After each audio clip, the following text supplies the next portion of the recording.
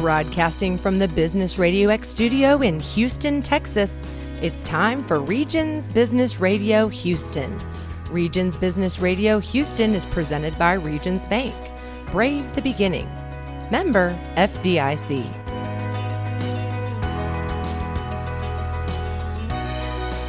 Hello and welcome to Regions Business Radio Houston, presented by Regions Bank, member of FDIC. I'm your host, John Stacy, Market Executive and Head of Regions' Houston Commercial Banking Team.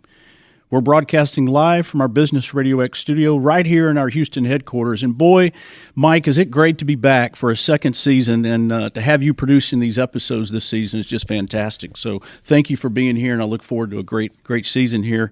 I'm thrilled to have with us two great colleagues today, Amy Barentine and Barry Bobrow. Amy comes to Regions with over 33 years in banking and 26 of those in the asset-based lending space. Amy, welcome to the show today. Certainly you're a specialist in this space, and I believe you joined Regions about 10 months ago. Also with us today is Barry Bobrow. Barry joined Regions not too terribly long ago, about, 6 months in November, after 18 years at another financial institution where he headed up the capital markets team supporting the firm's asset-based businesses. Barry has over 35 years of banking experience with some of the largest U.S.-based banks, where most of his work has been in debt capital markets, and much of that has been related to the asset-based lending market. Barry's also on the management committee of the Secured Finance Network, the primary trade association for asset-based lending, and is the creator and annual chairman of Asset-Based Capital, a leading annual conference for the asset-based and middle market leveraged finance markets. In addition, Barry is a well-experienced podcaster. He's got his own podcast that he does called In the Know. So, Amy, Barry, welcome to the show. This is going to be an exciting conversation. Asset-based lending, I think, is becoming more and more important in the finance world to a lot of clients and prospects and companies out there. You both bring such a big wealth of knowledge to that space. So let's get started here. Amy, this would be a question for you. What exactly is Regions Business Capital, and what does it do? So thanks, John, for having me here in Houston, and I'm really delighted to chat more about asset-based lending and what we're doing at Regions Business Capital. So asset-based lending is a form of debt financing that provides working capital solutions to borrowers, typically that have heavy reliance on assets, predominantly working capital assets, but we can also finance fixed assets such as rental equipment and tractors and trailers. So it is a specialized form of working capital financing that generally borrowers will use when they are growing very rapidly and there is a delay or, a time that they have to actually collect their receivables and the cash flow. So it finances that growth. It is also a perfect financing tool for borrowers who are going through some sort of financial instability in their performance or cyclical challenges that are facing their business. Amy, a point I would make about asset-based lending is that because the primary focus is on asset values versus cash flow, the structures are much more robust for companies that might be undergoing some sort of cyclical change or might be, as you say, in a growth phase, allows companies a great deal more flexibility than a traditional bank line. And so on markets, geographies, why is Houston so important? Well, isn't everything better in Texas? We think it is. We do some survey work through at the Asset-Based Trade Association Secured Finance Network, and actually Texas winds up annually as the second or sometimes the first most frequent headquarters state for asset-based borrowers. So the Texas market in general is a very important market for asset-based lending, and Houston, because of its proximity to the energy business, Houston companies are frequent users of asset-based loans. Are there any particular structures or term loans, revolvers that you come up with out of the asset-based lending group? Our primary product is a revolver. We will provide term loans as an accommodation, but because, as Barry said earlier, we will finance borrowers. We look to the underlying value of the assets and really a liquidation thesis of those assets, that we will predominantly have a larger revolver and a smaller term loan. That does not mean that we will not do term financing, but again, because we will finance borrowers that have some sort of economic instability or performance issues, we will not be as aggressive with a term loan than perhaps maybe our peers in the commercial bank, John, like your team, that would be providing a large real estate loan. Barry, anything to add to that? I think you have to think like an asset-based lender for a minute. The working capital is the primary vehicle for our financing. There's some exceptions to that, but if a company is very working capital intensive, and often that's a company that is just an inherently lower margin business. They wind up having a lot of working capital per dollar of revenue. That's a perfect situation for an asset-based loan because the amount that we can lend on that working capital winds up being a significant part of the overall capital structure. And so when you say working capital, Barry, you're talking about you're leaning against account receivables, inventory, not so much fixed assets. The fixed assets are also an important part of what we would call the borrowing base, the formula that determines borrowing capacity, but it's really much more focused on working capital. There's no hard and fast rule on it, but the fixed assets usually are not more than 50% of the overall borrowing base. There's a delineation when we talk about fixed assets because, again, an ABL facility or an asset-based lending facility is one where we look to the AR and the inventory and the conversion of that into cash. And so we will put fixed assets into the borrowing base, such as rolling stock. So think about a transportation company, an a trailer leasing company. Think about crane rental businesses or the companies that rent scissor lifts and those types of assets.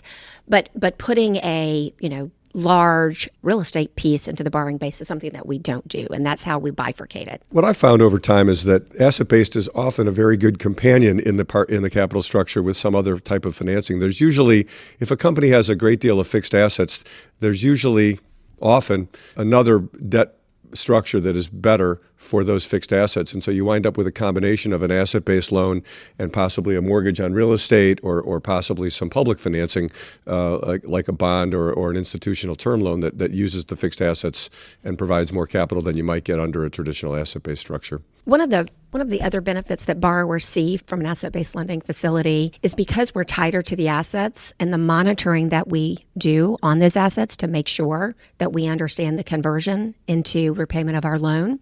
The benefit is more flexibility with respect to covenants. Generally, we have one financial covenant, and in some instances, we have no financial covenants. It's tied to what the excess availability of the borrower is. So tremendous flexibility as especially borrowers may be going through some sort of uncertainty. Additionally, ABL generally prices cheaper than single B. Typically where you'd see a strong double B company price in other markets. So borrowers can get better pricing and better flexibility with an asset-based lending structure. There's some trade-offs to it. There's the monitoring that's attached. There's third-party collateral diligence that we do. But if flexibility and cost are important to a borrower, this is an outstanding financing tool that we can offer at Regions. I mean, there are certain industries where asset-based becomes the dominant source of financing. I would use retail as an example, building products, frequently refineries and pipelines and oil field service companies. You see companies when they're not investment grade or maybe they're small private companies, the asset-based loan is viewed as the best form of financing. The borrowers aren't choosing it because they don't have other alternatives. They're choosing it because it's the best one. Great. Good insight there. We kind of understand what Regions Business Capital does, what asset-based lending is. Houston's in a growth phase. As you all know, that's part of the reason you guys were hired, is to kind of really add some energy and specialty knowledge on the subject. How do you envision helping our bankers grow Houston across the city? But then also, have there been any wow moments since you got here that proved, not surprising necessarily, but really comforting to make you realize, what, I joined the right group? It's kind of a two-part question there. I'll take the last first because I think it leads into the first part of your question. So one of the things I feel that we do really well, both within Regions Business Capital and as we partner with bankers, is the collaboration and the focus on the client or the prospect and delivering a solution. I feel that we try to be very nimble to support the clients and then also to support the bankers. So that is one of the things that I've found to be very refreshing. We had an example of that yesterday where we had a really nice opportunity come in, and within a very short period of time, we're able to turn it around. And it'll be a great win for the banker and for our team that's involved. And so that's fantastic because just being able to be nimble. And I think, just there's a layer of bureaucracy that it does not exist here. And so that's been, really, to me, refreshing. I feel that collaboration is so key, and especially when you are a lending product within a bank where you're working with bankers that are located all over the country, being able to collaborate with them and the trust that they put in you to work with their client or their prospect is key. And so I just think the collaboration that I've seen at Regions across the platform is really impressive to me. And I would just pick up on one point that Amy made. We are, while we're a substantial bank, one of the pleasant surprises for me has been how quickly we can actually work together internally. It's just inherently less bureaucratic because it's not the size of some of the mega banks out there. Decision making can be very quick, and I think there's also a sense that the business is building, that we have an opportunity to grow and build businesses in all of the markets that we're serving. Well, and we don't want to give away too much of our secret sauce, but how do you envision, as you come in and learn more about Regions Bank and what we're doing here in Houston and other geographies throughout the footprint, how do you envision helping the various markets grow? We have ABL originators that are located primarily throughout our footprint that work with bankers that are already in those footprints, that have relationships, client relationships, prospective client relationships, centers of influence. And so it's important that our originators be in market with bankers. It's also, we are trying to identify and help bankers who have never worked with an asset-based lending facility before to really understand what the facility is, what it can do, and who are the typical consumers of that. So we're also trying to identify opportunities for bankers that, look, John, as you know, your bankers, they have a lot of products that they offer to our clients. And so my job and our team's job is to come in and be the specialist to help drive, that growth and just be one arrow in the quiver of what you offer to your clients in this market. I would go a step further. I mentioned earlier that asset-based loans work very well with other types of debt in a capital structure, and I think it's actually unusual to find a situation where the asset-based loan is the only debt in the capital structure. And what I would like to think is that we can provide a range of alternatives to a borrower, which may or may not involve an asset-based loan and may involve other types of debt. And I think if we can lay out solutions to the client's problem, we're going to go a lot further towards building our own business.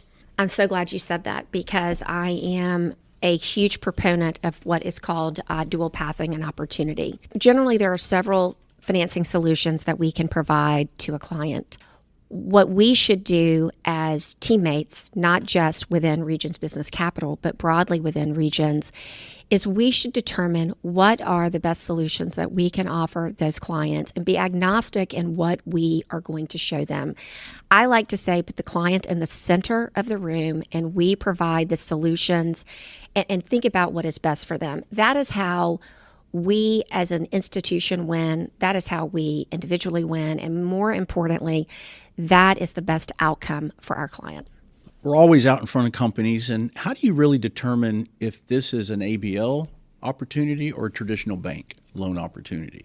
When we're laying out alternative structures for a borrower, I think what the borrower needs to evaluate is certainly overall cost, and that's a blended cost, flexibility from a covenant standpoint, and capacity.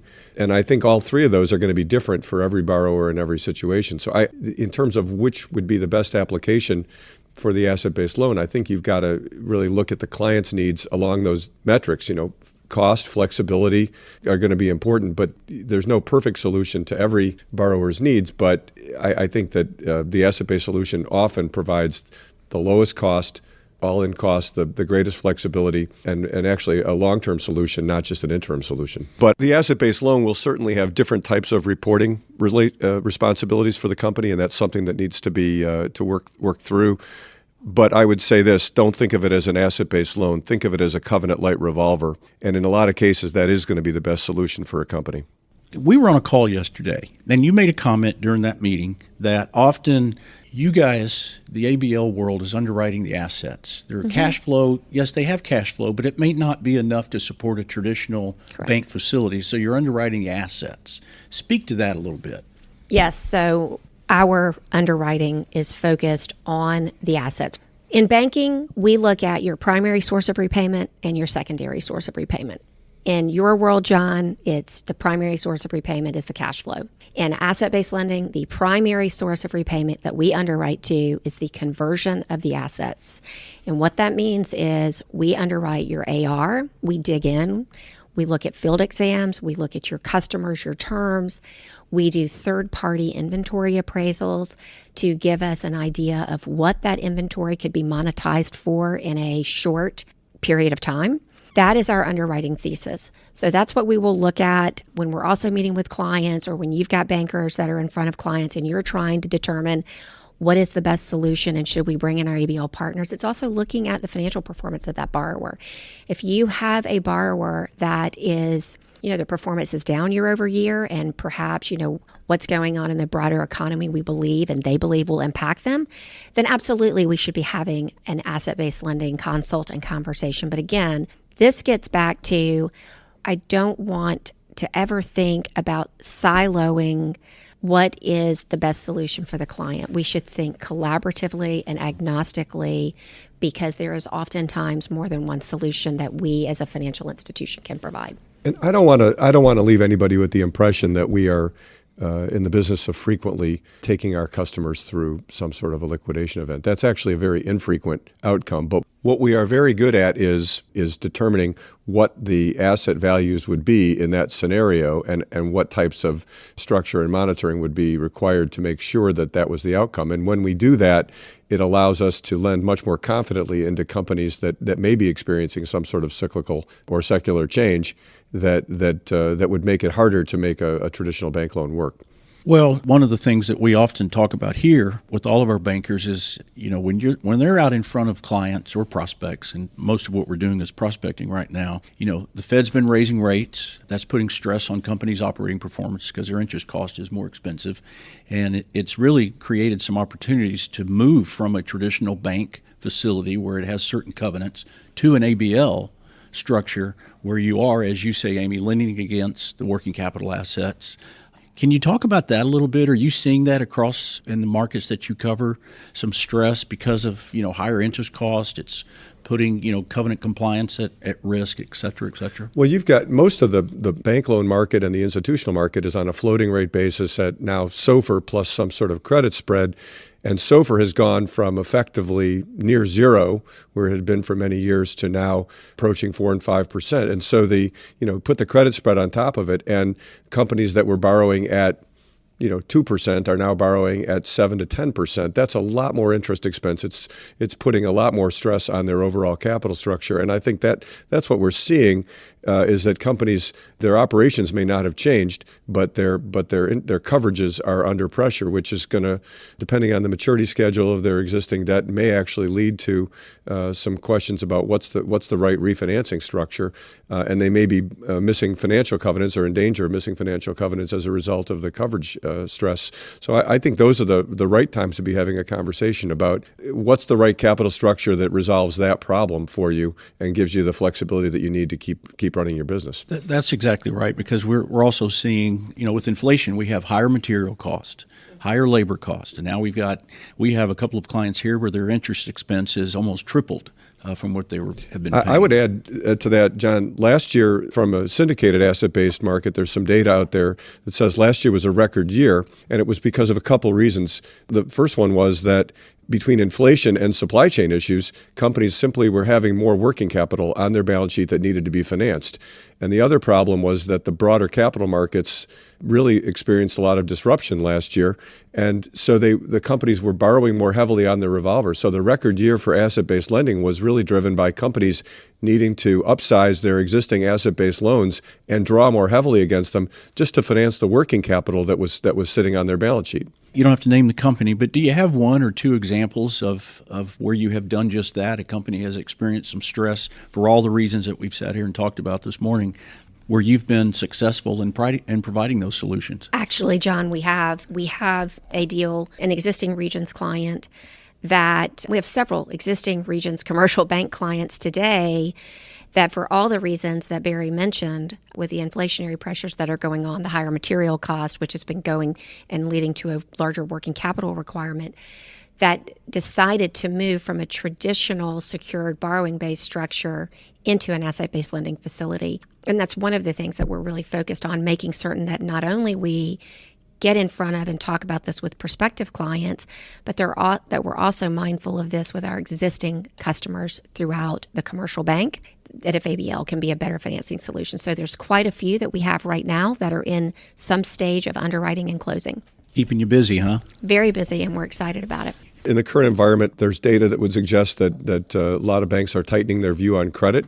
And I think that one of the nice things that I've experienced in being with Regions is that we have a very strong balance sheet. We have a robust liquidity position. And I think that we're able to provide liquidity when what I observe is that a lot of banks are pulling away from it. Yeah, I have conversations with my counterparts with a lot of banks here in Houston, and they're definitely tapping the brakes. But from our perspective, Regions Bank, we're in business, and let's go win some more. As we get ready to close out here, how important is it in your minds to have the right coverage team? We talked a little bit a minute ago about the dual coverage where you have an in-market banker and then they bring in a specialist. How important do you think that is? Critically important. And the reason it's important is borrowers have needs that are not only a credit facility. And having bankers that are in market, know those clients, can bring to them all the other products that we as a financial institution offer, I think is really important. So again, collaborating not only internally, but collaborating with our client to offer what products and services could be good for them. John, you and I were on a call yesterday, and we talked to the client and found out they had a lot of equipment finance needs. And so, it's incumbent upon not just, in my opinion, the relationship managers in the field, it's also incumbent upon my originators where they're in market to identify what other products does this client need that we could perhaps help them with. Getting back to you earlier, that it's wonderful to be aligned with an institution that is open for business and wants to support growth in their markets. We respond every day to RFPs from borrowers, give me a term sheet. And we do that, and we can do it very competitively. But I think the better situation to be in is one where the company hasn't put that RFP together yet, where we can actually get in there and say, have you thought about the following? Let's look around the corner for what might be coming your way and talk about some alternatives and give us a chance to add even more value than just providing a term sheet. Amy, you mentioned the meeting that we were in yesterday. I was smiling on the inside pretty big when I watched you start almost cross-selling away from ABL when we picked up on they have a lot of equipment needs. I started smiling big, and I thought this is really a big benefit of having several ears and eyes in on this conversation. So thank you for doing that. I appreciate you helping that out. Well, listen, as we close this out, any final words? Barry, I'll go to you first. I've had a great time since joining the bank, and I look forward to meeting more of my teammates and working with them on their clients. Amy, I know you're not short on words. I know. Brevity's never been my friend. Everyone says that about me. I really enjoy getting into the markets, meeting with bankers, help bankers and their clients understand what is and is not maybe an asset-based lending facility. I would welcome opportunities to meet with our clients and our prospects to talk more about how asset-based lending as just one tool could be helpful in their overall capital structure. Well, I think you and I are going to go do that here in just a few minutes here. Exactly. So I'd like to thank both Amy and Barry for taking the time out of their busy schedules. I know you travel a lot, so thank you for joining us here. And certainly want to thank my producer, Mike Salmon. Always fun to do these podcasts with you, Mike. But most importantly, I want to thank our listeners to Regions Business Radio Houston, presented by Regions Bank, member of FDIC. You can enjoy our episodes anytime by visiting businessradiox.com and selecting the Houston studio, and then click on Regions Business Radio. This program is also available on iTunes, Spotify, iHeartRadio, or wherever you enjoy your favorite podcasts. Please be sure to subscribe to the program so you don't miss any of our future episodes. We do have 8 this season, which I keep saying I'm excited to do.